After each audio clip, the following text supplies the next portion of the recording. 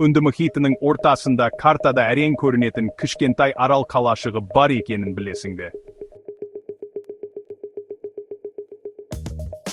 Мен Мале туралы айтып отырмын. Мальдив астанасы.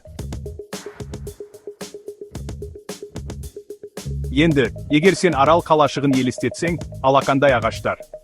Және бірнеше жайлы лашықтарды көз алдыңа елестетесің, солай ма?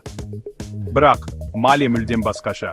Бұл қала 2 шаршы километрге жуық қана, бірақ онда 200 000-нан астам адам тұрады. Демек, көшелер лық толы, ғимараттар биікке созылған, еш жерде ашық жер жоқ деуге болады. Мале, планетадағы ең тығыз қоныстанған қалалардың бірі. Жарты сағатта жаяу жүріп өтуге болатын жерге тұтас қаланы сығымдап кіргізгендей.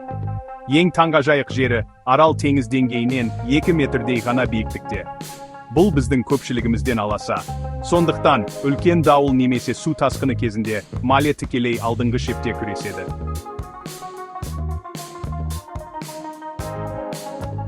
Бірақ мені шынымен таң қалдыратыны, мұндағы өмір қалай өркендейді. Адамдар скутерлермен жүреді.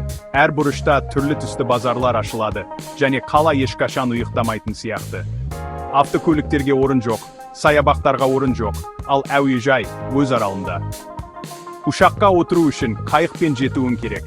Мале жер тапшы болғанымен, мұхит есіктің алдында тұрғанда адамдар қаншалықты креативті бола алатынын көрсетеді. Келесі жолы тропикалық жұмақты елестеткенде, Үнді мұхитында қала мен арал өмірінің тоғысқанын есте сақта. Сен осындай жерге барғың келе ме? Пікірлерде маған айт.